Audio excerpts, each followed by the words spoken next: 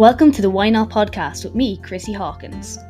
In a world where everybody asks you why, I'm here to ask why not. So sit back and relax or walk and listen and join me on this journey as we try to answer this never-ending question: what makes people say, why not?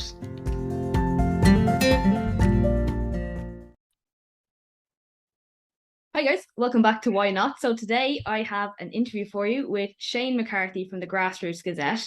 But instead of me telling you what he's doing, because it's not just a Grassroots Gazette, I'm going to let Shane explain to you. So, hey Shane, how are you? Welcome to Why Not. Thank you for having me, Chrissy. Excited to be here. Yeah. What do I do? I do lots. Yes. So I am the new, about to be announced as the new CEO of the Grassroots Gazette. I set it up with Mike O'Flynn late last year. We now run the fastest growing online equine media brand in Ireland or the UK, with over 30,000 subscribers. We broke that last week. I am also the CEO and one of the co-founders of Equitas, which is the world's first positivity movement and media brand for equestrian women, with Mike again and the wonderful Sarah Campbell and Sarah Ellibert. We set that up roughly in March. We launched the first edition on July 1st. It was read in 42 countries after 4 days, which was an amazing feat. I would have been happy with 3 or 4, to be honest. I run a marketing company on the side, which satisfies my first 2 businesses, because it pays my wages. And we are in the middle. We also have Horsepet, of course. And then we are in the middle of just designing a couple of more brands as well, just in case we didn't have enough on. Oh, and as of today, this morning, I will now be the sports correspondent on Saturdays for Spin Southwest, talking all things sports on Saturday mornings.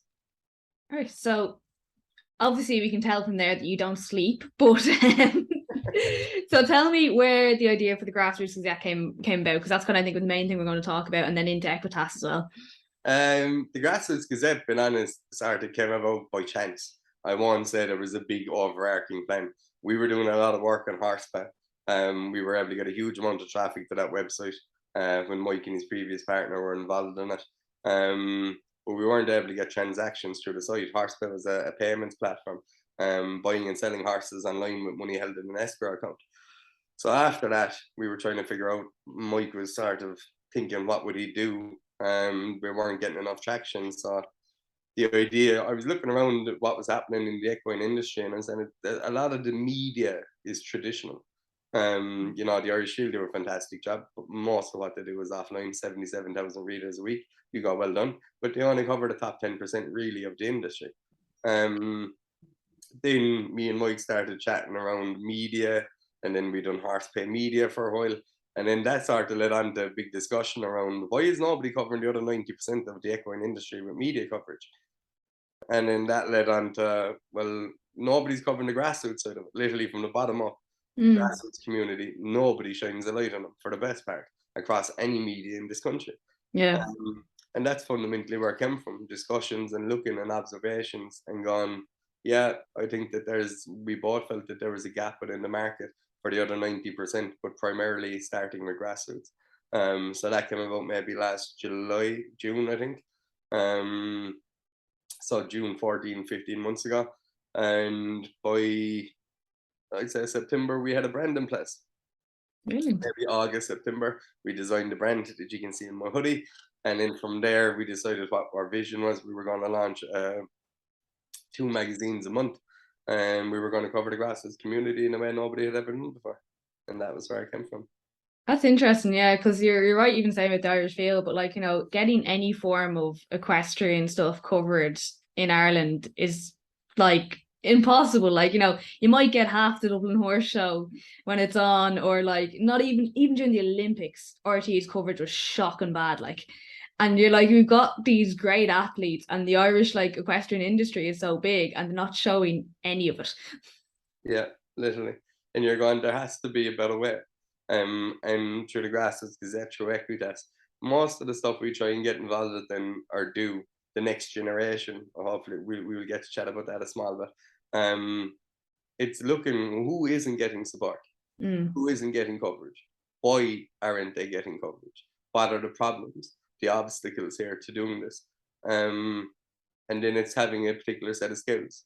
You know, I don't have a huge amount of equine experience. Mike does. But I have a huge amount of marketing and media experience. So we were perfect partners together to launch this and get it off the ground. But to go back to what you said, 100%, I mean, for the size of the equine industry that we have, or the amount of turnover it does yearly, I think close to 2 billion it adds on a yearly basis towards GDP, and you're coming in going, that's a huge amount of money. There's huge, like, and the reputation, like you touched on, that we have and we're known for across the world, for racing, for show jumping, eventing, dressage. You look at it all and you're going, breeding, producing, of course, and you're going, we need to be better at this. And that's what we're trying to do with the Grassroots Gazette, is fundamentally create an independent equine media brand that will cover all the grassroots, that will give writers, people from across the grassroots community, a platform to write about what matters most to them, and shine a light and give coverage to the areas that aren't getting the appropriate coverage that they deserve. Yeah, and like there are such big communities, like even down at like the grassroots level, like it's I don't think people realize it's not just, I suppose you get the original kind of, I don't know, a stereotype of just posh people riding horses, but it's especially in Ireland, it's all different types of people, like, you know. Oh, it is. You have people who do showing, people who do eventing, you have people who are happy hackers, you have people who just love being in and around horses. It's a huge part of our history, and nobody was shining a light on them. And I'm very proud to say what we've done across the last 9 months with the Grassroots Gazette, through writers like you being on board, shining a light on things that aren't, like you writing about rider fitness. Not enough is done on that. No. It just isn't. And you know, we have a huge audience. So having somebody awesome like you writing about stuff, you know, I can't talk about rider fitness. I'm overweight and I can't ride horses. You know, I'm not the person. Mike is underweight and he can ride horses. Still not the person. But you are the person. So when you look at it, you're going, that's it. I think we're in a privileged position to be able to cover and give coverage to the people who don't get it. And I think I talk about it a lot of the time. You'll be sick of hearing me saying it, Chrissy, where great power comes great responsibility. We understand the responsibility we have. We understand what we're here to do and what we're here to try and solve. And that's what keeps me awake at night. That's what our passion is, and that's what our purpose is. And we're, again, in a really lucky position to have a passion and have a purpose and have the skill set to be able to go and execute that. Yeah. I think it's interesting you saying like you didn't know, like, or you weren't really involved with horses at all before you got involved with this. How did you find coming into this world? Because I don't know, it's a little bit crazy. It suits me down to the ground. Yeah. It is nuts, for the best part. But my background is in marketing and media and technology.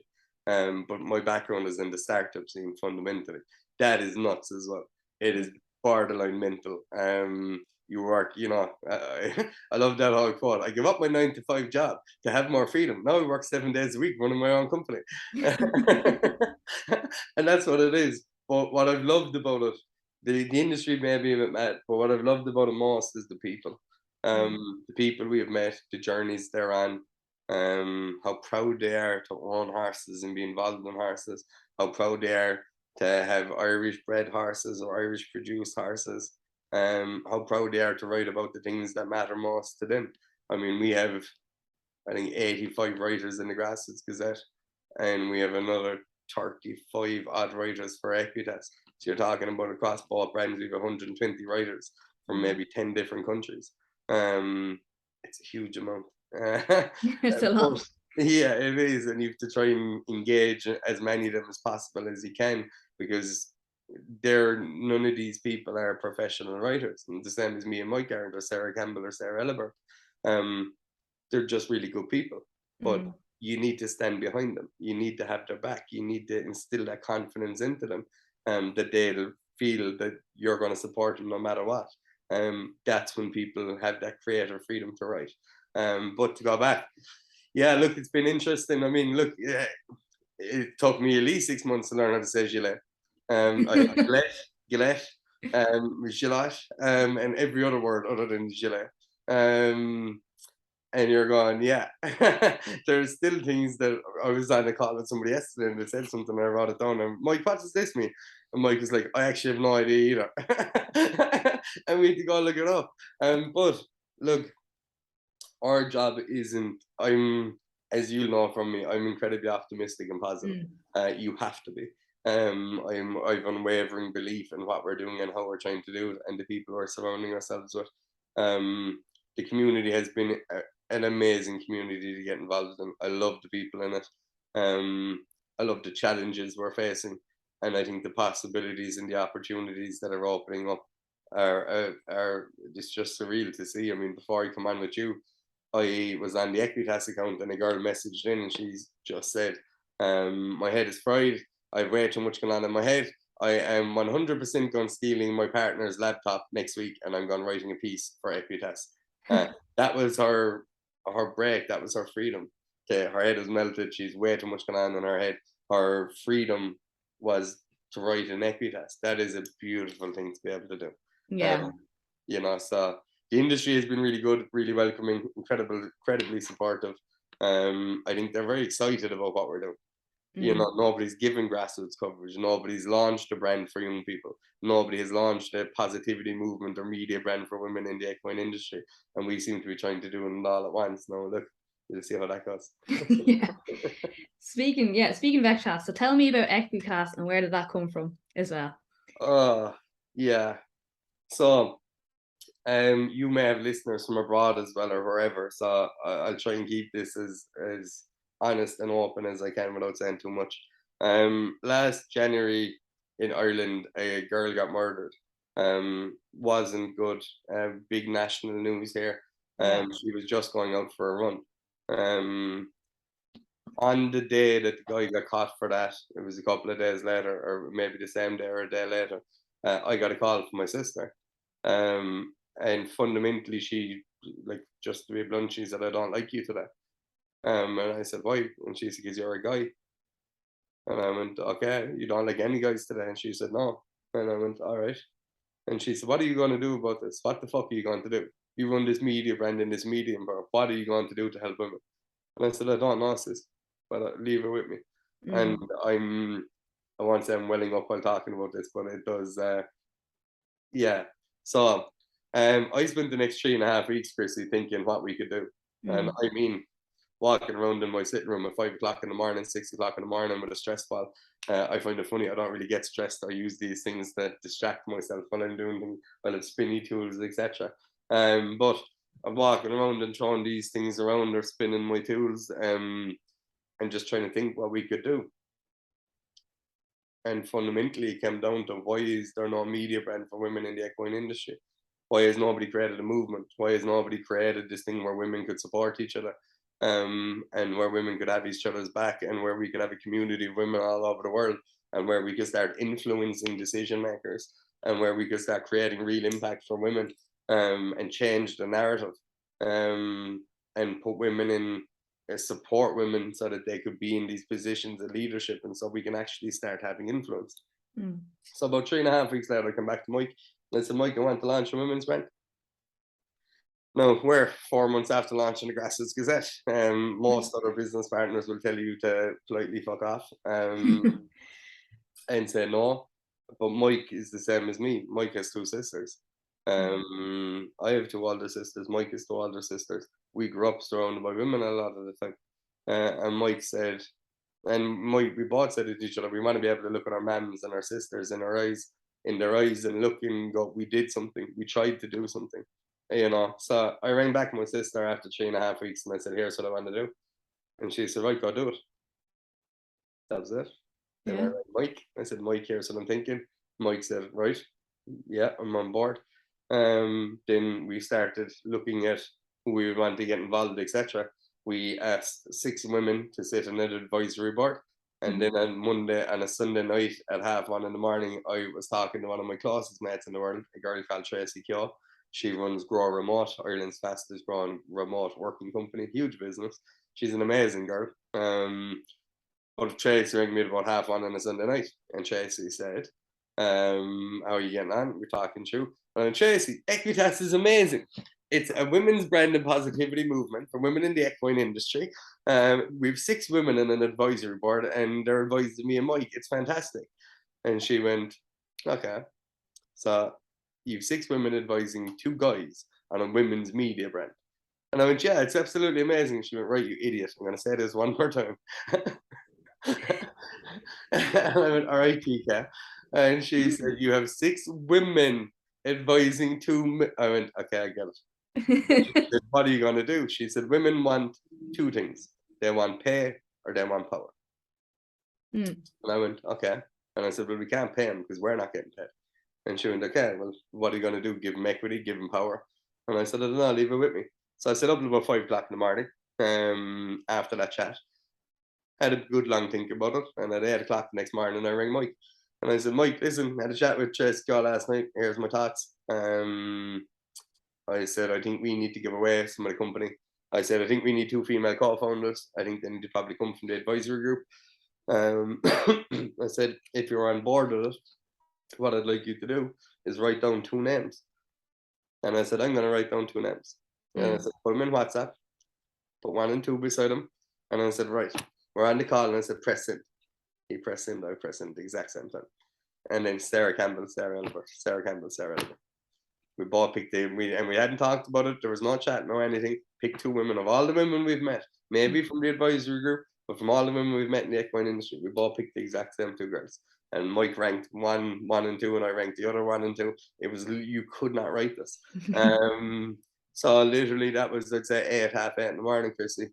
10 o'clock, I rang Sarah Campbell and I rang Sarah Elbert. And I said, we want to give you equity. We want you to join us, as co-founders of Equitas.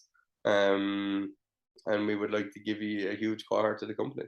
And we can all be 4 co-founders together, because 2 guys should not be leading a women's movement without having women in that seniority of position.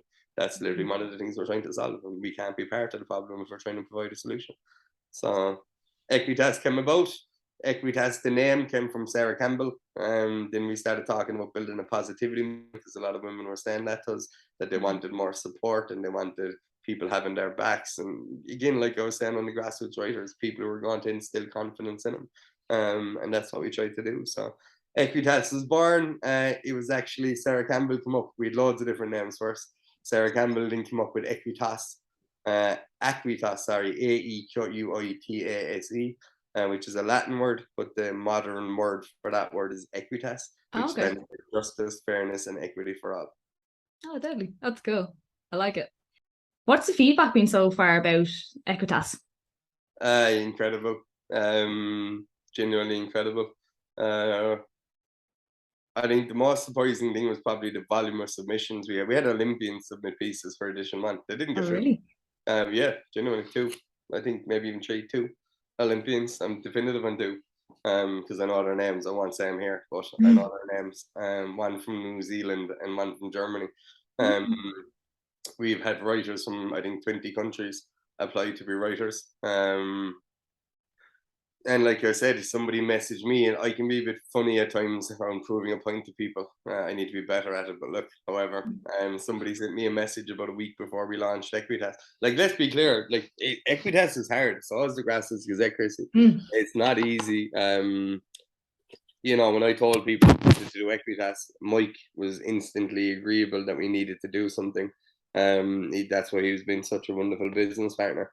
But without naming names, I went and I met an investor here in Ireland who's involved in the equine industry, and he told me I was a fucking idiot, that he really shouldn't be doing this, just focus on the Grassroots Gazette. I went and said it to some people I would call senior at the Grassroots Gazette, and they told me I was an idiot as well, and told me we shouldn't be doing this. I've also got a litany of reviews, some people saying you shouldn't be a guy running a women's media brand, but I don't really mind any of it. I mean, fundamentally, our goal isn't to listen to negativity; it's to be a positive vibe and a positive movement. So the feedback from Equitas has been incredible. The articles that I've written, I mean, to see Myrna Toole-Brennan write about her alopecia in edition 3, something she never has talked about publicly.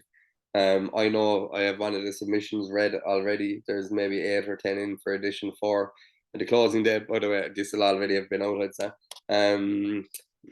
The club there is closed off next Thursday, but the moral being that one, as a byproduct of watching Myrne and reading Myrne's piece in edition 3, another lady is writing a beautiful piece, or has written a beautiful piece for edition 4 about her journey dealing with illness. I won't go into it, but that type of feedback, when you see women supporting each other and feeling comfortable to write in a way they've never been comfortable to write before, and having a platform, and the word that keeps coming back is that we're inclusive.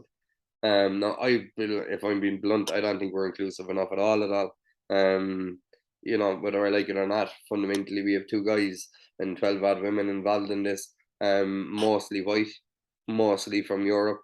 That's not okay with me. No, I'm identifying this now because it's a problem we're already addressing. We have writers coming in from different countries across the next probably 6 to 8 weeks. We will be inclusive. You know what I mean? We will Yeah. have, like, we're one of the things that it looks like we'll be launching in the next 2 to 3 months is an international advisory board, because we can't pretend we know what women in Australia, in South America, in Germany, in India, in Canada, and wherever, in Norway. We don't know what they're going through. They Yeah. don't. We don't know. We don't live there. We don't live the lives they live. And so I'm sure there's consistency or symmetry between some of the stuff, but we don't live there. We don't do it. So we need to be, if we're going to be the brand we know we should be, we have to be inclusive on a global scale. We have to have a localization strategy where we are embodying what they want talked about at that local level in that country. We have to have leadership teams across the world who embody the archetype that is to be part of the Equitas management team or leadership group, which means you're positive, you're supportive, you're trying to instill confidence into people, you're willing to be vulnerable if you need to, you're willing to take flack sometimes because you know that if a person's giving it you in that way with that negativity, that they're people that need to be helped too, you Yeah. know. I don't take, but allowing into that, the support has been incredible. What people have done, the reach, you know, I mean, 42 countries in 4 days. Somebody, I was touching on that earlier, somebody sent me a message the week beforehand and told me, not a hope will Equitas be a global brand. Definitely not. So I very politely sent them a picture. After And the middle finger emoji. I didn't do that. I can't say I didn't think about it. I very politely sent them a picture of the 42 countries. Now, this is about 2 weeks later because I only got the picture about 2 weeks later. I got it from Marie, or I had to design my partner. And Marie sent it to me, and I just said, you were 100% right on this. Definitely not going to be a global brand that was unfortunately read in 42 countries in inside 4 days of launch. Just in case you didn't know, 42 countries means we are already covering 1/5 of all of the countries in the world within 4 days of launching. But definitely, definitely, definitely not going to be a global brand. I can be like that.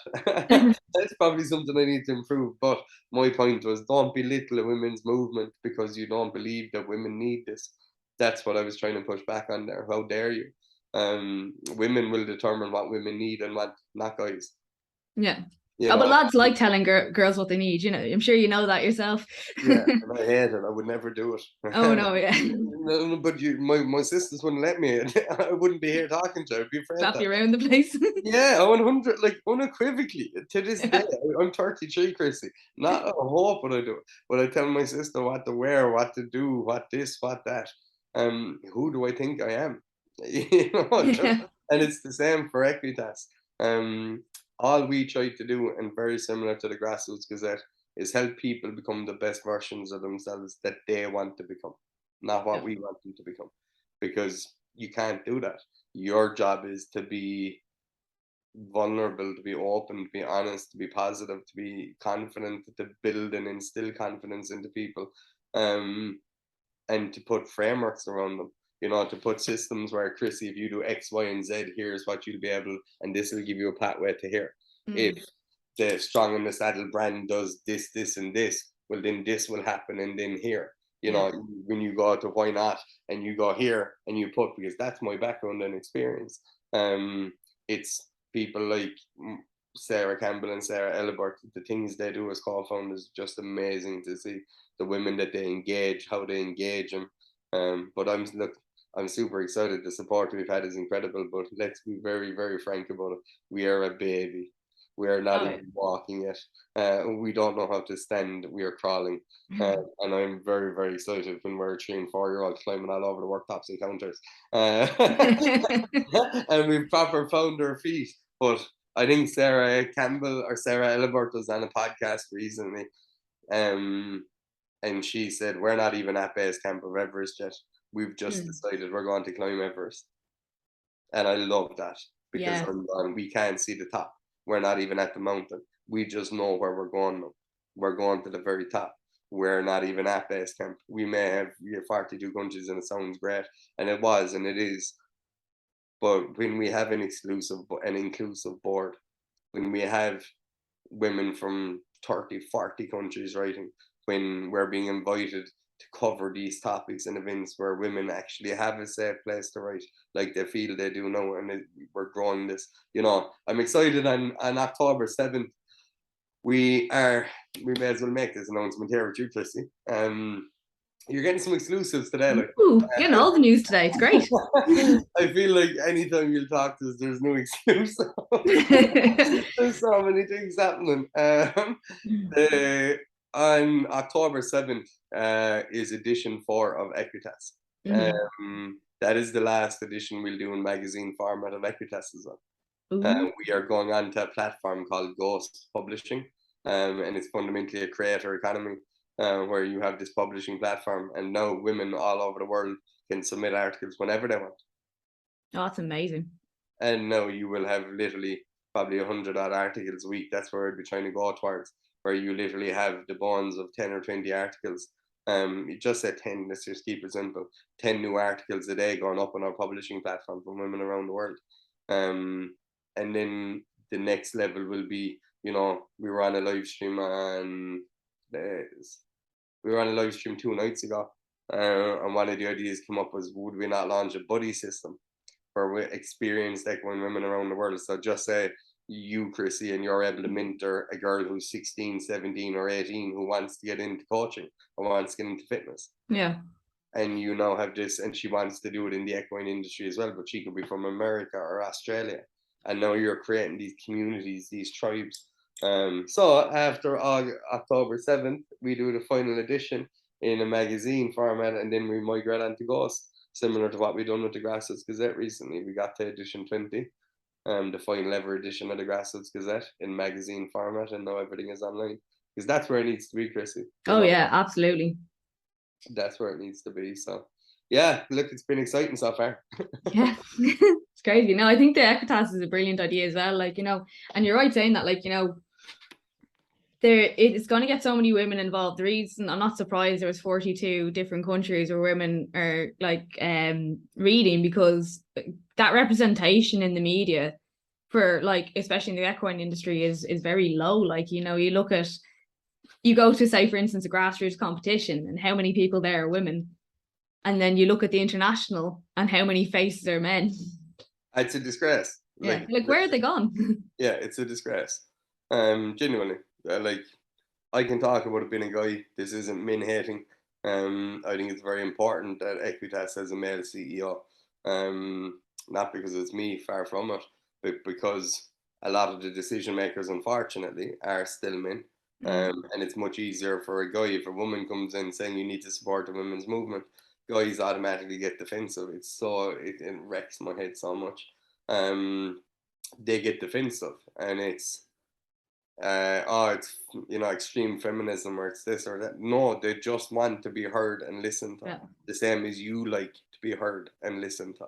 This is just a person talking to a person. Just because they're the opposite sex means no different to anything. It's just somebody who wants to be listened to. So me going into a guy and being able to go, listen, you have a daughter, yeah, or two, yeah, and do you want them to grow up in the age that your wife and your mother had to go through? No, I don't. But are you going to support the movement, and so we can change it for the next generation? Yeah. And they go, yeah, absolutely. Okay, perfect. Yeah, no, do you know what? I absolutely agree with you on that, and the whole point. And it's obviously in a sense it's kind of sad that has to be that way. It's ridiculous. But like it's good that, like, say for instance there is a voice like you to come out and say that, like, you know. You have to. But like, with great power comes great responsibility. I mean it when I say that. We were on a call at the start and we were asked the question, do you see yourself as a role model? No, I actually was listening to a different podcast last night when I was doing work, and I'm going to change my title. Actually, Shaquille O'Neal, the famous basketball player, and he said, I don't see myself as a role model, I see myself as a real model. And I love that. I love that he's trying to embody that by being a real model as opposed to a role model. A real model acknowledges that we will make mistakes. Me and Mike didn't understand we were making a mistake by having 6 women on an advisory board and advising 2 men. It wasn't a conscious thing, but sometimes you make mistakes and it's a subconscious reaction. And you go, okay, so in future, what I will be is a real model. But my point on that live stream when we were asked that question was, I think I'm a role model in everything I do. You will not see me inside the WhatsApp groups berating women, having sexist talks, doing anything homophobic, anything, anywhere. You just won't find it. Why? Because I don't participate in those conversations. And if I am surrounded by people who are, they very quickly get removed from my life. And that's the sacrifice you have to make. I have lost friends and family over this. But that's a sacrifice I will always make, because the right way is always the right way, and doing the right thing is always the right thing to do.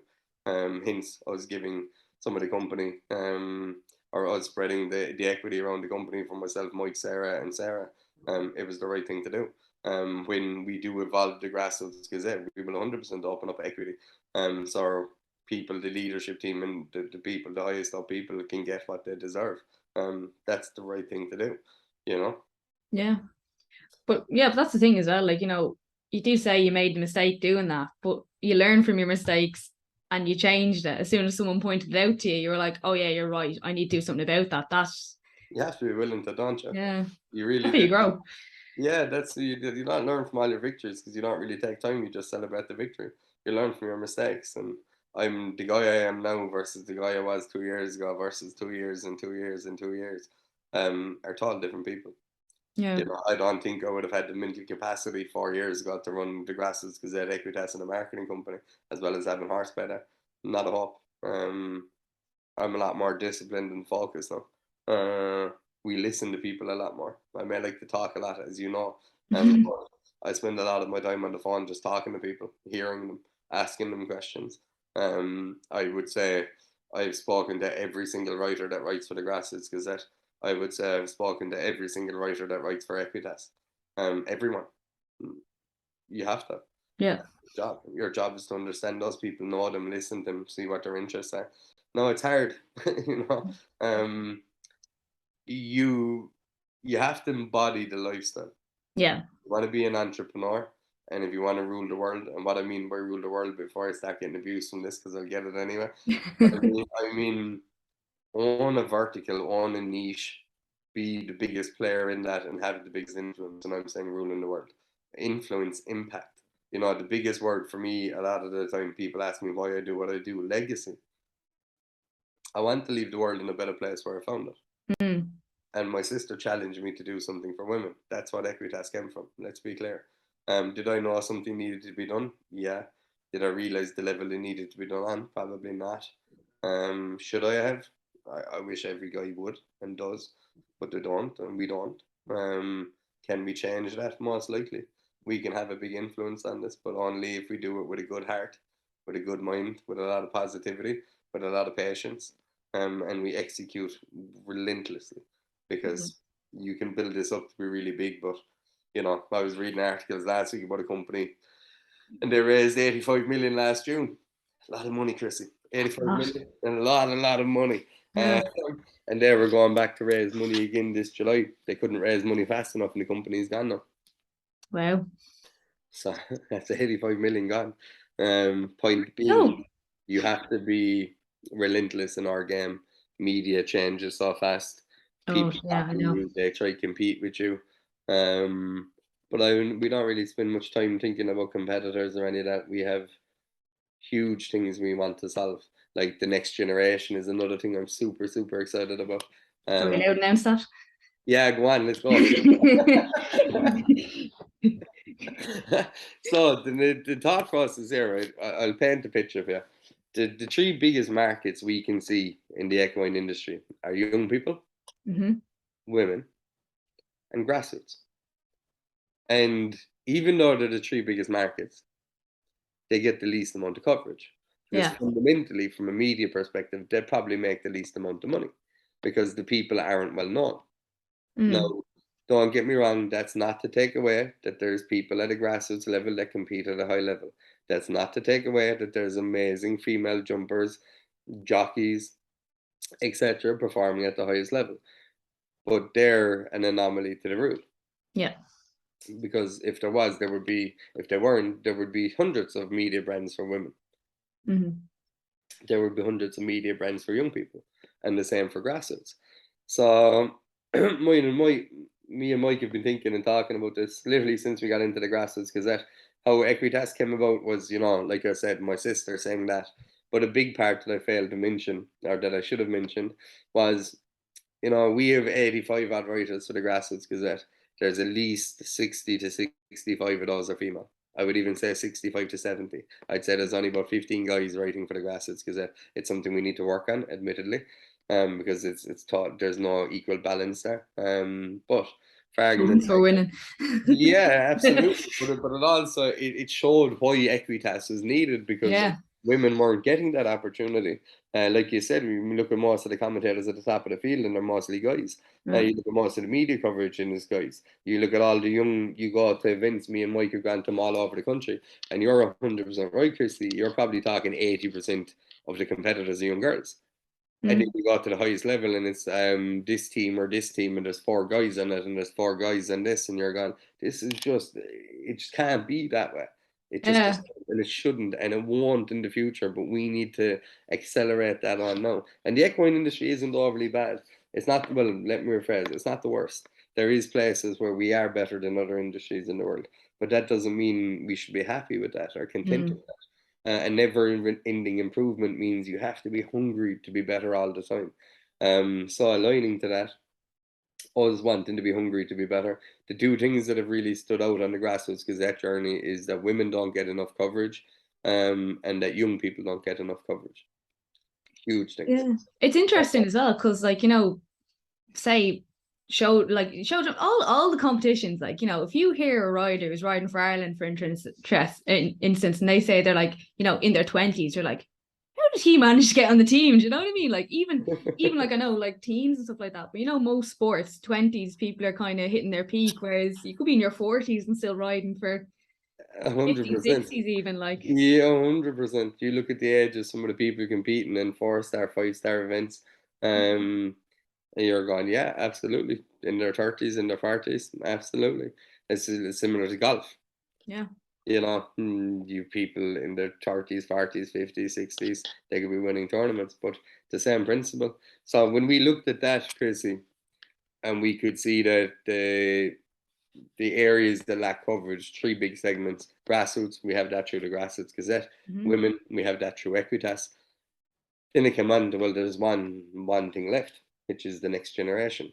Yeah. Who's covering those? And then literally that was the thought process. We're going to actually launch a brand called the Next Generation. Yeah. And as I'm talking to you, I have a shitty logo done on my phone. My missus will murder me. This is only because, as when I get off the phone, literally, when I get off the phone, I am gone. Just people won't be able to see now because they're on a podcast. But there's a logo after being shown there, because I'm setting up a WhatsApp group straight after this call with 5 young girls in them, that will be the leaders of this brand at the start. I've been talking with them all for 2 weeks. So that's it. We will launch a brand early next year. It will most likely, I can't say it definitively, but it will most likely be called the Next Generation. And then the goal is that we want to build a worldwide media empire, that covers grassroots, that covers women, and that covers female equestrians, and that covers the next generation. And if we build those things to work in parallel with each other and to work in tandem with each other, now we have real influence. Yeah. And if you have real influence and a really big and engaged community, now you can create real impact. And that's the overall vision, you know. Where would we be in 12, 18, 24 months? That's where I'd like to be, to have three really big brands that are interconnected. The Grassroots Gazette, Equitas, and the next generation, and where these brands are giving coverage to people who've never gotten it but have always deserved it, that are giving a platform to people who have never had that platform but have the ability, and that we're taking on the world, you know. Yeah, no, it's brilliant. You are covering like all the you'll have it all. Well, let's see. Hopefully. If I find something will crop up and you'd be like, you know what, I need to start another one for that. Oh, listen, I'll be honest. I firmly believe in 5 to 8 years, Chrissy, there will probably be 8 legs to this. Yeah. I'm fairly certain I have a fair idea what the legs would be. It's just a case of, is that what the community wants? So I want to do an all-encompassing sports brand, but a sports brand that's aligning to eventing. So show jumping, dressage, eventing, that vertical. Then I think you the other side, that is let's call it a racing brand, but that would cover the whole way top to bottom. So from pony clubs, point to points, racing, and you create the linkage across all verticals.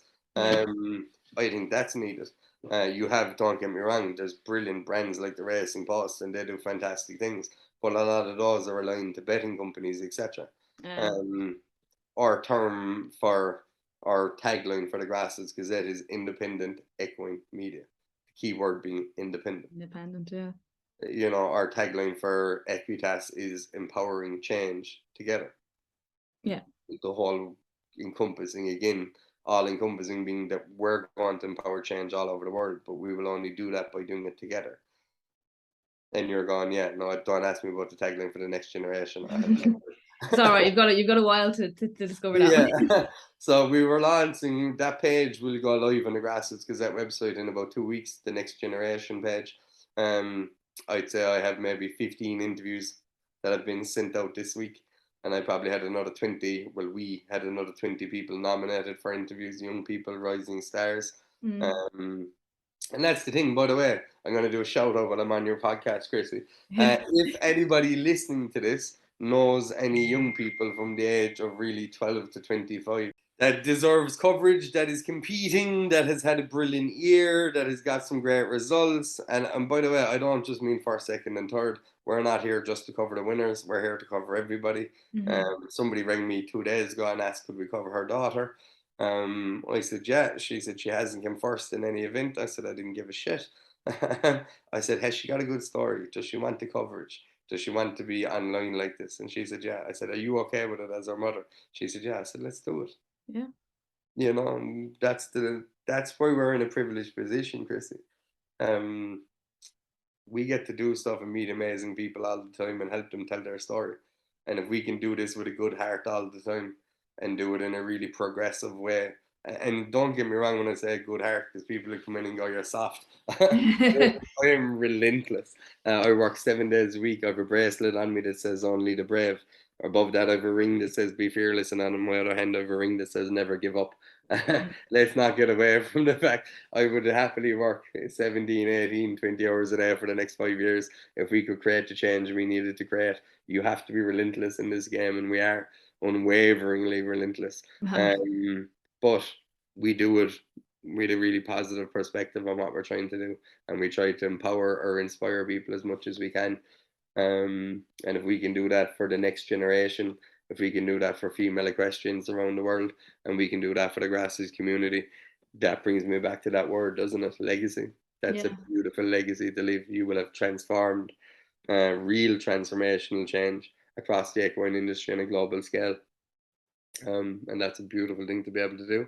And if you potentially have the talent or the skills or the work ethic to do that, well, then why wouldn't you do it?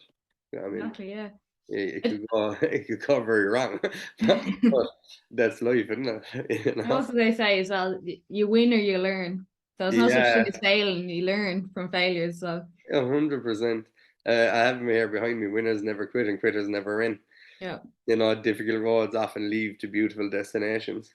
The best view comes after the hardest climb. These things are all embedded. They're all embedded. They're literally around me all the time. My sister got me one at Christmas, you miss 100% of the shots you don't take. Yeah, And we will take shots after shots, because we have to be fearless there. I mean, I think the thing we as have well, that. like, when you're saying about having the kind heart, I think the thing is, like, you actually genuinely care about what you're doing. Like, it's not just Yeah. a money grab. Like, obviously businesses want to make money, but you'll actually care about this, and like getting people, Hugely. coverage, Listen, like. we get abuse all the time. Like, we talk about this. Like, when I say abuse, like, people just making smart comments. I mean, I have family and friends that do the same thing. But you're not taking a real job for yourself. She realizes we have 120 writers across 2 different brands that stretch across 20 odd countries, that has been read in a fifth plus of the countries in the world. And I want to get a real job for myself. But what they're fundamentally saying is, would you not like to have an easier lifestyle? Would you not like to have more consistent money all the time? No, I don't. I would prefer to try and fulfill my dreams and my ambitions. Mike is the same. Sarah Campbell and Sarah Elbert are the same. Our advisory group for Equitas are an amazing group, and the management team for the Grassroots Gazette are brilliant people. Yeah. We're surrounded by good people, and over the coming months, we'll be adding more and more to both teams. Hungry people, people who are positive influences, people who want to create that change as well. And that's what we got to do. But look, you sort of have to make decisions. And somebody said it to me last week. You like to have a lot of the information before you make a decision, and I said I do. But I said once I make a decision, I'm normally very definitive. So a big question we'll have coming up across the next 12 months odd is, do we take investment or not? Yeah. No, from a standard model, we should be taking investment soon. We have 30,000 subscribers after 9 months. We're the fastest growing equine media brand in Ireland and the UK, online equine media brand. The numbers are the numbers are the numbers. They're good. But Yeah. the minute we would do something like that, and I've spoken to investors, they wouldn't want me running Equitas. They wouldn't want me setting up the Grassroots Gazette. Or sorry, they wouldn't want me setting up the next generation.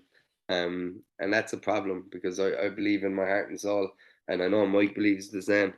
Um, that to create the change we really want to create, these three verticals need to be working in tandem and in parallel with one another. And to do that, it means, yeah, you will lose money short term, and life will be a lot harder for a while. But I mean, that's okay. You know, it's not, if change in the world is so easy, everybody would have done it, and we'd live in a perfect society. Yeah. That's the reality. It's really, really hard. 9 out of 10 startups fail for a reason. That's just fact. That's not fiction. 9 out of 10 fail. Yeah. What we do is really hard. I mean, if you go online right now, and I'll ask your audience to do this, and go look up the #1 job in the world for a psychopath, it is a CEO. And this is fact. Go look it up. Oh no, I believe it. Yeah, I've checked it, because you need to be bipolar at times.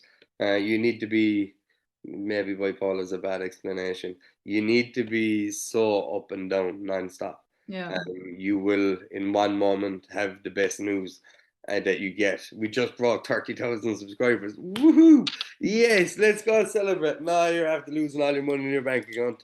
Ah, no. Not again. And that's the way it is. You're literally constantly up and down. So I learned that at the start of my journey. And as my missus says, you're just meh all the time. Yeah.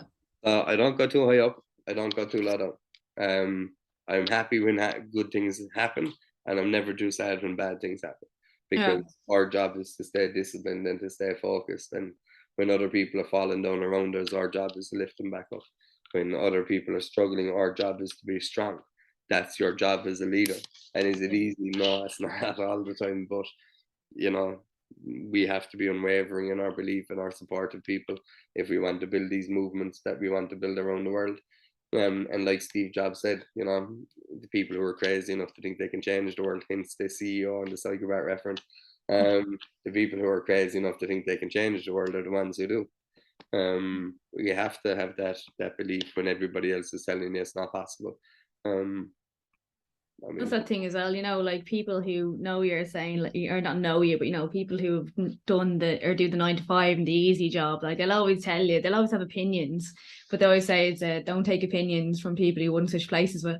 yeah, I really like that one. Yeah, Yeah. 100%. It's the man in the arena quote, isn't it? You know, the guy who's covered in blood, sweat, and tears. It's exactly what you just said. Why Yeah. would you take advice from somebody who's never walked the road that you're on?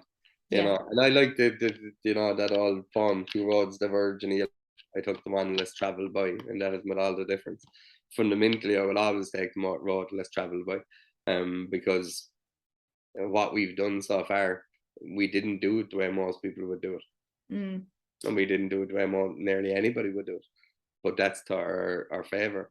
That's to our Yeah. benefit. Because we've done it in a different way. That's why we have the community we have. That's why we have the partners we have, the co-founders, the writer groups, the management team, the advisory groups. They It's really nice to have people believe in you, Yeah. believe in your vision. But it's even nicer to be able to return that respect by actually delivering. Mm. And us to be able to deliver what we did with Equitas, 42 countries in 4 days, us to be able to break 30,000 subscribers when people thought as a grassroots brand would not work. And then at the start it was, well, it won't work if you've just women writing for it. Why won't it? Most of the grassroots community are female. You're just trying to be sexist. Well, you know, this the thing is you can't have too many women writing because you can't give them too many voices or the men will get uncomfortable. Yeah, but that very much to me sounds like a man problem. Yeah. Not a woman problem and not a grassroots problem. It's a you problem. And it's a manifestation of whatever you've gone through in life that has brought you to who you are, where you are right now, and where your headspace is at to make a comment like that. But my job isn't to judge you either, because who am I? I'm not God. I'm not here to judge anybody. I am here to understand people. I am here to try and lead and inspire people. I am here to try and solve problems that people and with Equitas, women have been dealing with for generations, Yeah. literally hundreds and hundreds of years. And now we're in a good position, Chrissy. We're in a position where we have influence. About 2 weeks ago, something big happened, and we got sent a message. And the message was from Jessica von Bredow Wernell. I gotta get sorry if I'm pronouncing this wrong. I'm 100% down. But what she's talking about is she came back early from maternity leave.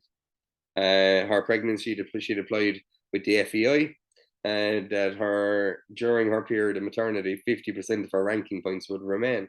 So the problem here is that she's after coming back early from maternity, Yeah. and she wants to go back out riding again, and she wants to go back out competing. Um, and it's now they're trying to say it is not that she can't compete and she can't do anything, and that if she wants to come back and compete now, she has to null and void all of her competition points so far, which is just a disgrace. Yeah. But fundamentally, the rule in nowhere does it say that an athlete, and this is her words, must take 6 months of a break. So one of the other things I'm going to do when I leave this call is I'm going to contact Jessica, because the Equitas should be supporting her. This is a disgraceful decision. How dare you judge women differently? How dare you say that it's not a woman's body and it's not their choice?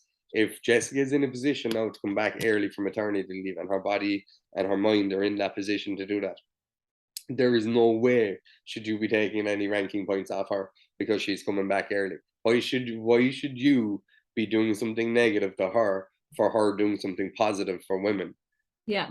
There is no logic to this. So this went on into the group last night, and I can see people like Freya Connemara or Heather Lemon, and she's really disappointed to see women being treated like this in this day and age. Heart is broken for you, and hopefully the FEI cops on and allows mothers their right to choose when they're ready to return to the sport. Yeah. And there's 429 comments on that post as of when we're talking about it. That is disgraceful, but Equitas has to support that. Equitas has to be the voice for Jessica, has to be the voice for women across the world. And you better believe that there's men involved in making that decision. And I say that as a guy. Why? Because they don't understand and they're not trying to understand. Oh, I don't doubt that for a minute that it's men making that decision. And that wrecks my head because I'm gone. That's why when I said earlier about being a real model, look, Chrissy, I'm going to make lots of mistakes. I'm okay with that. Like you so eloquently put it earlier, you win or you learn. Yeah. And you go, yeah. When you see stuff like that happen and you see all the messages gone into the group last night, you find out very, very quickly where the issues are, where the problems are, and why we need to be the voice that we are. That's it, So we will see how that plays out. I need to get on to Jessica after this call or after this podcast, and see if we can help her or support her in any way. But that's our job, isn't it? It's our responsibility to be there for women like that. And that's an amazing position to be in as a guy, to learn from women across the world like this, and to be able to offer support in whatever way we can. So look, if we can do this with the grassroots, we can do it with women like Jessica and women across the world in the equine industry, and we can do it for the next generation. We would have done a lot. Yeah, no, absolutely. What's actually something that surprised you about starting all of these things? Like, so I'd say, like, I know you're in marketing, so you're kind of used to promoting stuff, but maybe it's like horses or horse people or anything like that. Like, because, I have to say, equestrians are a specific breed, so I don't know if any of them surprised you. There is a fair few things, to be honest. Yeah. The lack of understanding of technology in the equine industry, or the benefits of it. Yeah, that's not surprising. The adoption of technology, once they do understand it. The the like a lot of the equine community seems to know each other, and then there's the other side they don't. Like it's very fragmented or something. Like a lot of the writers, like just say take the Grassroots Gazette, we've 85 of them. They didn't have a clue who each other were. Yeah. No, if you're in GAA circles for the best part across Ireland, you'll know people in other GAA circles. If you're playing rugby, you'll know people in other rugby circles. In the startup scene, if we're looking from a business perspective, the minute there was a new good startup in Roscommon or Wexford or Waterford or Cork or wherever, we were always told about it straight away. Did you hear about Chrissy Hawkins? Did you hear about Strong in the Saddle? Did you see that yet? No, I didn't know. Who's Chrissy? All right, here, check her profile. Do this. The community didn't seem to be that well connected. You have, of course, people in dressage will know dressage, or people in eventing will know eventing. That really surprised me a lot. And I suppose the big thing that above all else is, I don't know how to phrase it, the lack of, I want to say, confidence. Like, to watch the growth of our writers across both brands, for Equitas across the last 2 or 3 months, for the Grassroots Gazette for 9 or 10 months, and to watch where they are now versus where they were at the start, is an amazing thing to see. Really, really is. To see their growth, their progression. And all they really needed, that I can see, was somebody just believing in them. Yeah. And fundamentally, we both know, I mean, I know you're interested in psychology somewhat, and you have to be as a coach or a trainer, but all a person really needs is to believe in themselves. Yeah. That's it. That's not easy, by the way. When I say that, hey, just believe in yourself. Okay, I'm going to go take on the world. Not that simple. Admittedly, 100% I agree. But confidence, I think. And then the last thing I would say, allowing into the disconnection in the community to technology and the confidence, would probably be an understanding of where money can be made in the industry. You hear people talking about, this vertical or this vertical, or it's harder to make money here, it's harder to make money here, or you won't make profit in that section of the industry if you go in there. And I'm going, yeah, what about all these other sections you're not thinking about? What about media? What about marketing? What about content creation? What about media creators? What about, there's like the equine industry is worth 278 billion a year. Yeah. And by the way, that was in 2021. I think it's gone up to like 320 now. And I'm going, that is a huge cohort of money. There is a lot of money floating around this industry. And I think there's going to be a seismic shift in how people will start making money across the industry in the next 5 or 10 years. I think you've had a lot of traditional foundations of how people make money. But I think if you connect these 3 or 4 things, like I've said, people having more confidence, people understand technology, and then secondly, using it, people tapping into the community, and people understanding where they can make money. And you connect these things together, and what you'll most likely have is a lot of new innovations coming into the industry over the next 5 and 10 years, and a lot of new opportunities for people to be able to go and create a self-sufficient career, to create their own job, their own brands, similar to what you're doing, Chrissy. Yeah. And to be able to do that on a national or an international scale.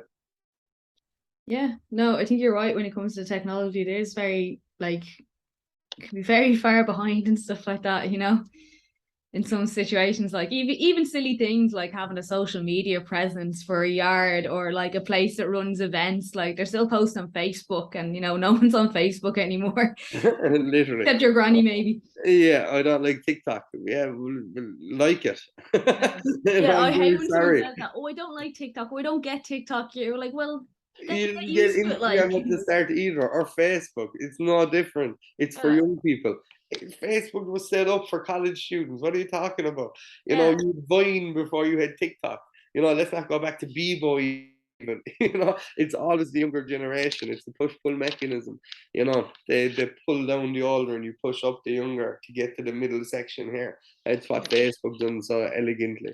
You know, and like you said, nobody's, you know, Facebook's numbers are dropping and dropping. Mark Zuckerberg lost 70 billion last year, you know, in his net worth. Not good. So, you know, you want to go embrace Instagram, do more on YouTube, align to TikTok, and just go be yourself. But yeah, I think those are the 3 or 4 things, Chrissy. The tech, the understanding it, the adoption of it, the community side, and what seems to be, or seemed to be, a disconnect.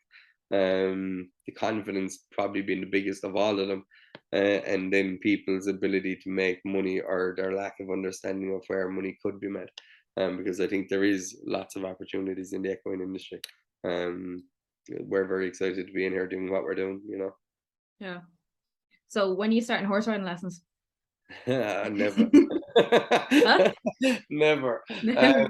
This was actually brought up to me, no joking, on a call. I must be going back 4 months ago. What I'll need to do, and I'll give you 2 answers for one question. I need to, over the coming months, because obviously this announcement was made. So this is coming out in a couple of weeks. So a couple of weeks ago, an announcement was made that Mike, my partner in crime, my the best business partner I've ever had, is stepping down from the Grassroots Gazette. Yeah, that has been tough. I can't say it hasn't been. It's still quite raw right now, so don't want you to cry. No, I won't. I can't say I didn't cry. And as you can hear, I can talk. I'm not Yeah. shy. When we announced it to the Grassroots Gazette team, the management team, I couldn't talk. Mm. I've been deadly honest, Kitty, or sorry, Chrissy, I could not talk. Katie had to save the day. That's why she popped into my head there on the management team call with some humor. But even we were announcing it, I think at 7:15 to the management team, and we done that deliberately because we had a live stream at 8, and we didn't want this to go on for 2 hours. So I think it was 7 o'clock. Sorry. So we announced it to them, but from, I'd say, 6:15, and I don't get emotional. I really don't. I have emotional intelligence. I have no problem being vulnerable. I'm in touch with my inner self and my feelings. You know, I'm not afraid to cry. But I just could not control myself. From about 6:15, 6:20, I was just thinking of the journey me and Mike had been on, and I want to say I couldn't breathe. You know, when you've so much energy and so much emotion running through your body, and I just couldn't. So we went on to the call. Mike broke the news to the management team, and then it was, you know, his partner should have been talking next. Hi, I'm Shane. I couldn't. I just said, lads, I can't. Yeah. And I was just crying, just tears streaming down my face. I just said I can't. And Brendan Murphy and Nicola Donovan and Gary Monaghan, Katie Weldon came in and they said their piece to Mike. And then at the end of it, by then I felt I could breathe a bit better. And I just said thank you and said my piece. But look, my point being that The Mike has stepped down. I will be taking over the Grassroots Gazette now as the CEO. I will also be the CEO of Equitas. It will be fun. It will be a ridiculous challenge, but it's one we're able for. I'm in a good place. We have the experience now. And the point I was going to make and answering your question specifically was what I need to be conscious of, probably, Chrissy, as opposed to me needing to go riding horses and adding another thing to my bow, is I need to be conscious that as the CEO of the Grassroots Gazette and as the CEO of Equitas, Equitas is a bit easier because all of the women involved in that are horsey women. They're all mad equestrians. I've never owned a horse. I've never ridden a horse. My background is in marketing and media. Why me and Mike were such a dynamic duo was Mike owns a shit ton of land. He owns a lot of horses. His mum owns a horse. His dad owns a horse. His sisters own horses. You go into Mike's sitting room and there's literally, like, inside, you go into Mike's back door, inside in the little pantry area, there's literally horsey wallpaper. There's horses. You know, that's Mike's house, like. But what I need to be conscious of is I need to put the people around me who understand and who were born and bred into this industry.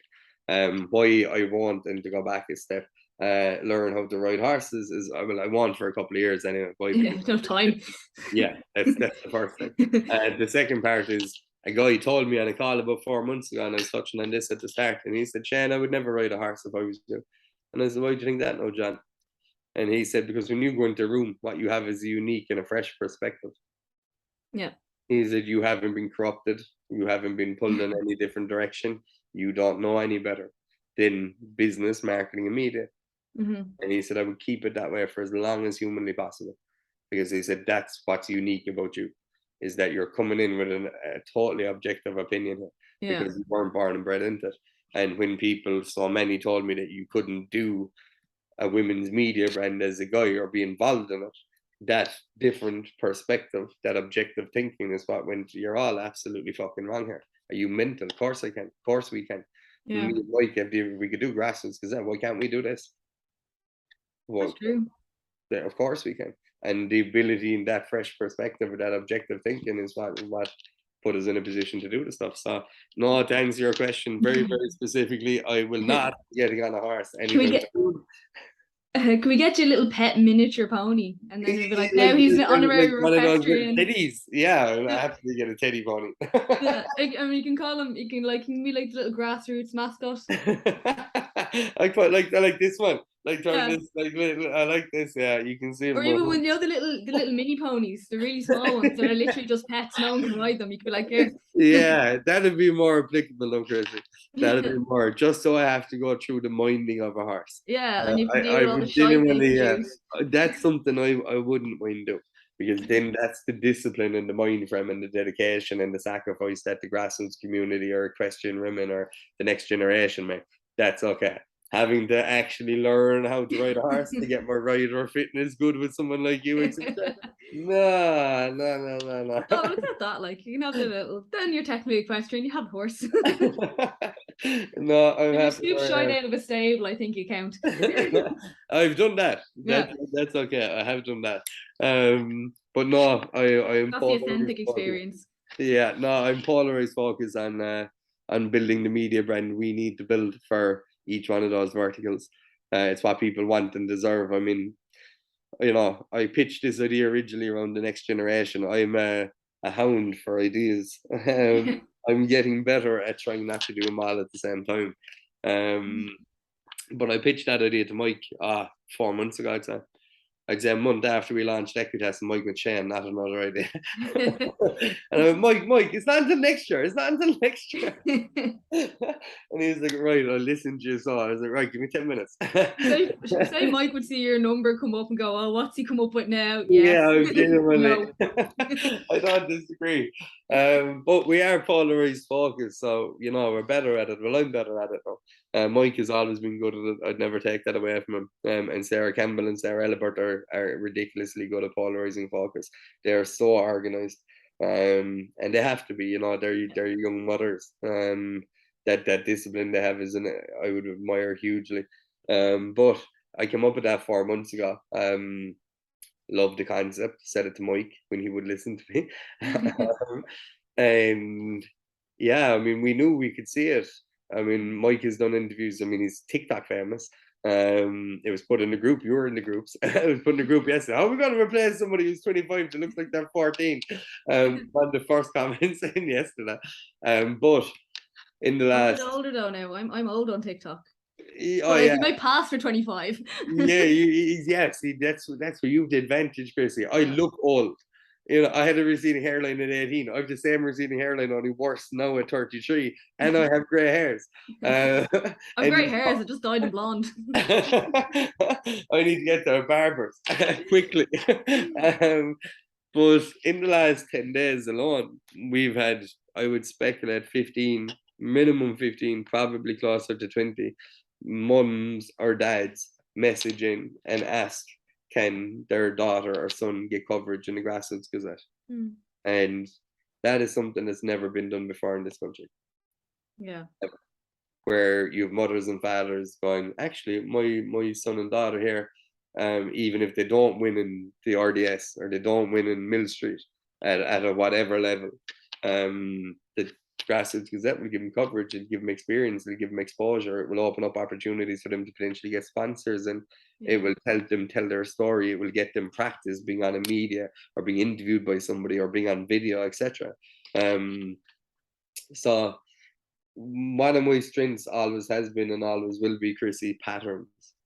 Spotting patterns of behavior and being able to go, well, what's the evolution of TikTok? Yeah. You know, what's the evolution of Facebook or Instagram? Why are Instagram stories 15 seconds long? What does that mean for people's attention span? Why, when you go to your Instagram account, is Reels the top thing that they want you to promote?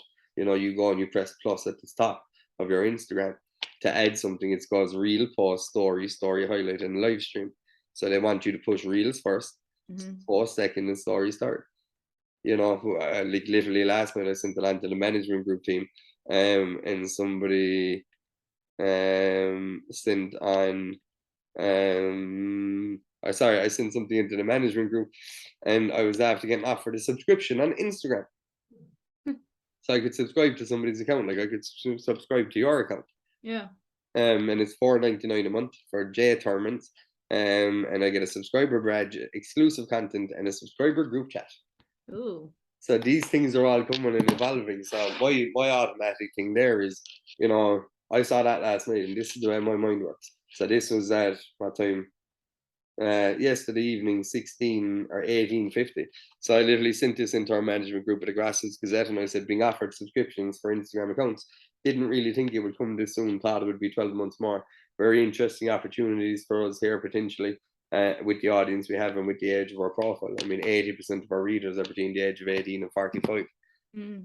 Where we have that young audience. So the first thing that comes into my head when I look at, as an example, the next generation, let's say, I'm going, well, why wouldn't we get a coach like you, or 3 or 4 coaches like you? So just say a fitness coach, an eventing coach, a dressage coach, and a confidence coach at the other side. And why wouldn't we put the 4 of them on one central account where they put out this content, and young people, as an example, from 18 to 25 can subscribe at €5 a month to get access to that content. Yeah. And if there's 4 people involved, well, everybody gets €1 per subscription per month. So meaning the Grassroots Gazette would get €1, Chrissy would get another, and the other 3 people would get €1 out of every person's subscription. Now, if 10,000 people sign up, and they're all paying their €5 a go, well, that's 50,000. Well, Chrissy's after making 10 grand off that account that month. Yeah. And Chrissy's going, that's a good idea, Shane. You better make me one of those 4 people. Yeah, I'm sitting there going, yeah. So how do I sign up for this? Where do these 10,000 people come from? See that's how my mind works. I look at the subscription, and the thing that Sarah Ellibert said, I sent on something a few weeks ago, and she just said, we need to understand about paying attention, don't we? And I said, yeah. When you're in this and you're in this lifestyle, it has to be all consuming. So there's a famous what would you call them now? I'm not thinking of the word. There's a famous startup hub in California, and it's called Y Combinator. and it is the best play. Well, what they would rank on a global scale. It's an accelerator program. So it's where startups go in with a little idea. They help you formulate the idea, do research, whatever, and try and find your market penetration. The guy who runs that is one of the smartest startup guys in the world ever. His name is Paul Graham. And Paul Graham is a famous saying that you will never truly solve a world problem unless you're thinking about it in the shower. I think about it in the shower. Yeah. In other words, that it's consuming you. That it's all. So the minute I see that last night, I can look at that subscription thing and I can go, "Oh, cool, Instagram are doing subscriptions."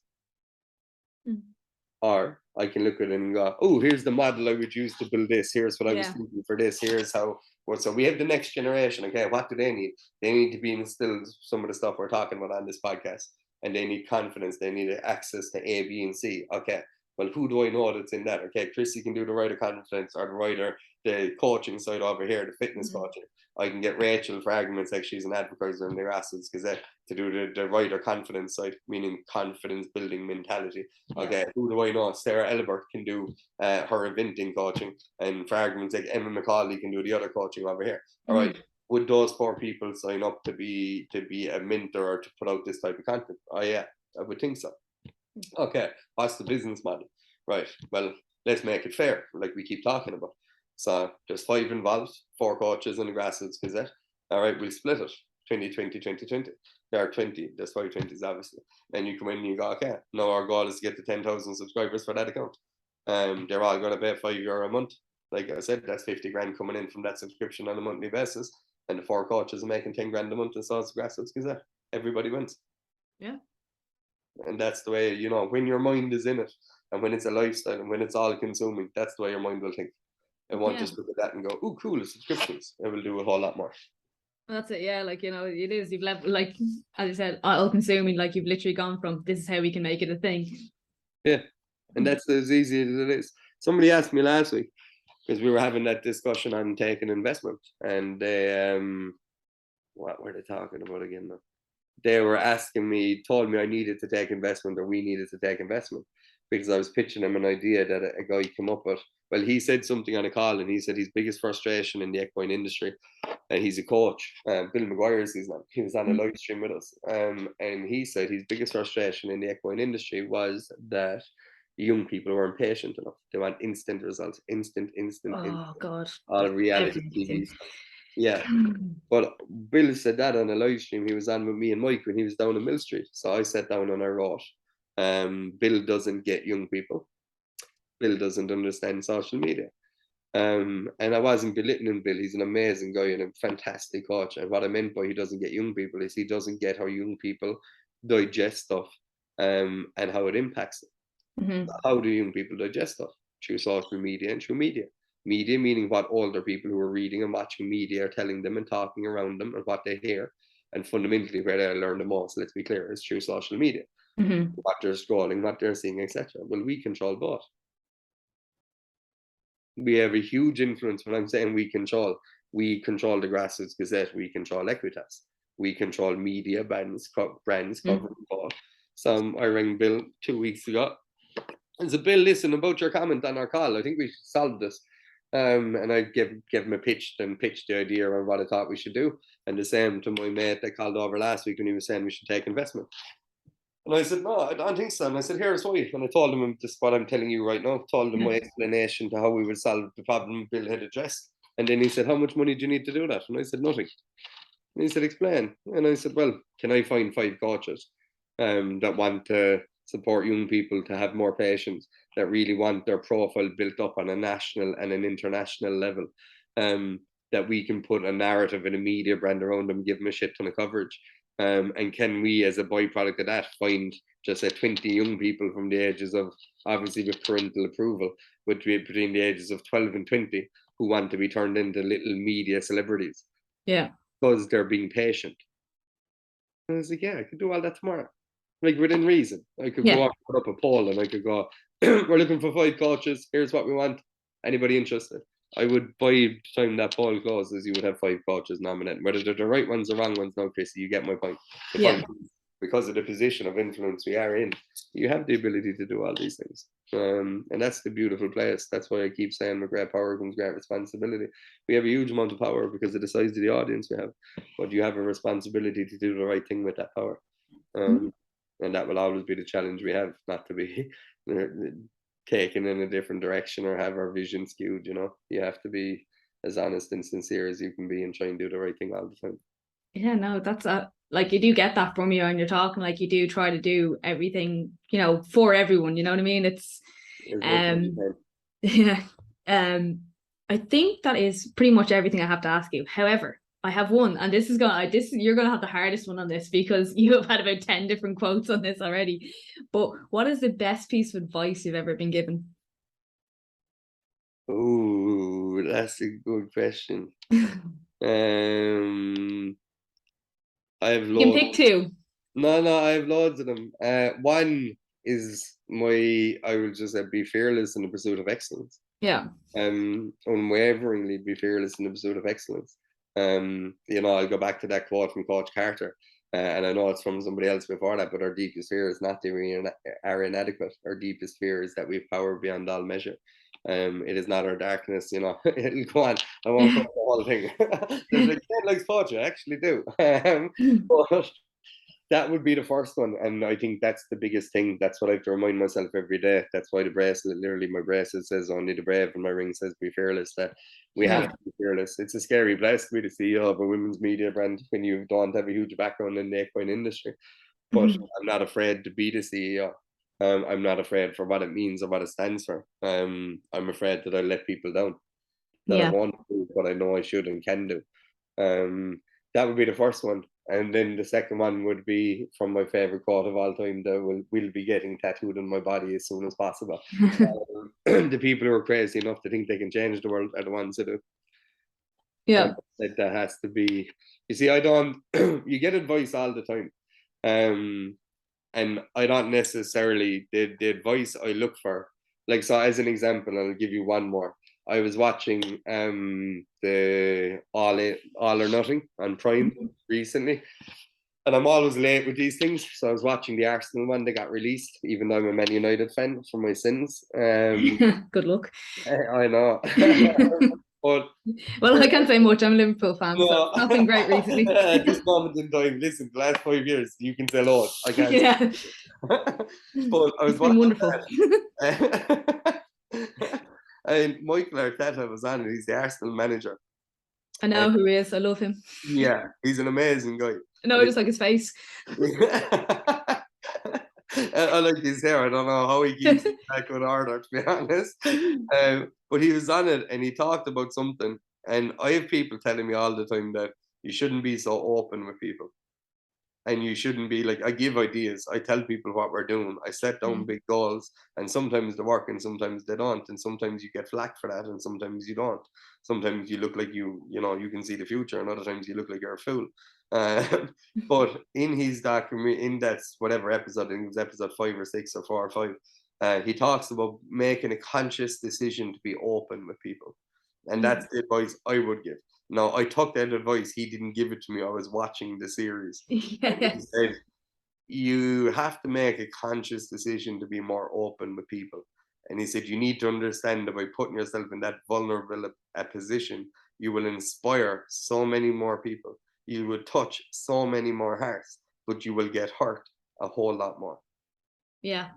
And that's hard, but that's needed.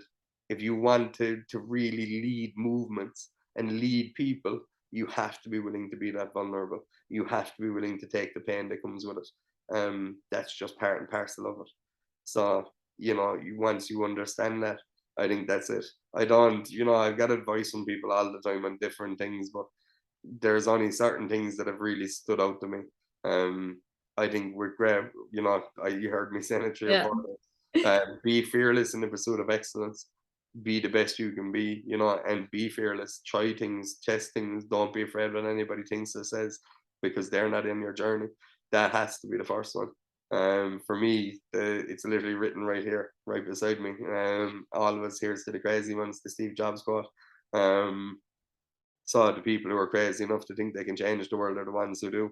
And Yeah. I believe that go with it if you believe in your heart and soul, and you're willing to sacrifice everything and dedicate your life to this.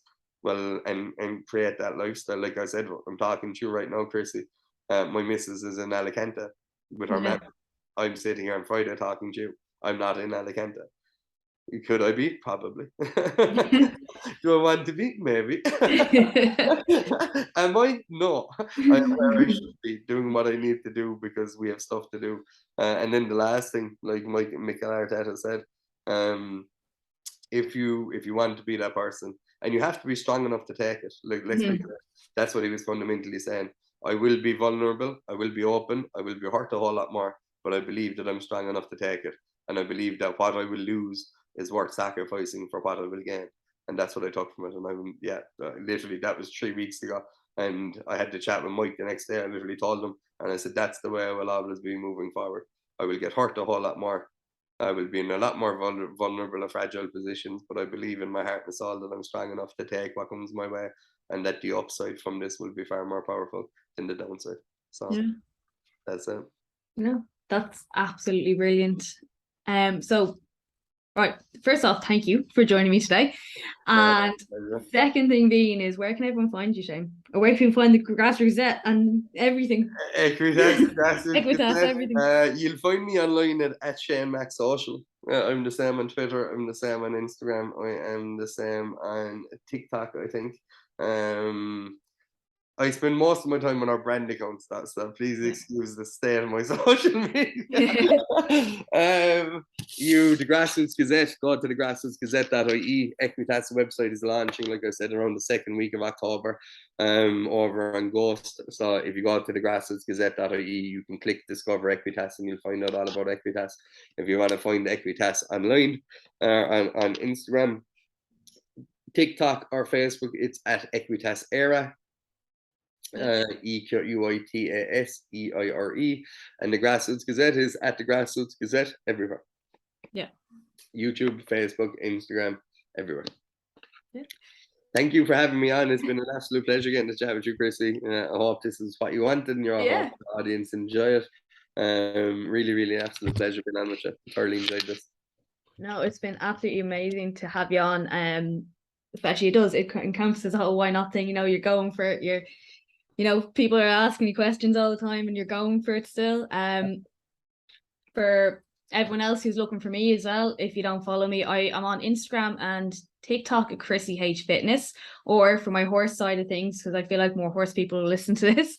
For all my rider fitness, you will find me on Instagram at @stronginthesaddle_ and TikTok with just Strong in the Saddle, because someone got that damn Strong in the Saddle on Instagram before me. But I got TikTok first. I love it. But yeah, as I said, great to have you on, and thank you for everything today. Thank you. It's been an absolute pleasure. Best of luck in the future, and may you keep continuing on with your wonderful success. Keep it going. Thank you. I really do appreciate everybody who listens to this podcast. So if you please could help me with the algorithm and leave a review on Apple Podcasts or Spotify. And even, if you want to reach out and suggest topics for me, I'd be delighted to hear from you. Drop me a DM on Instagram or TikTok. And thanks again for listening.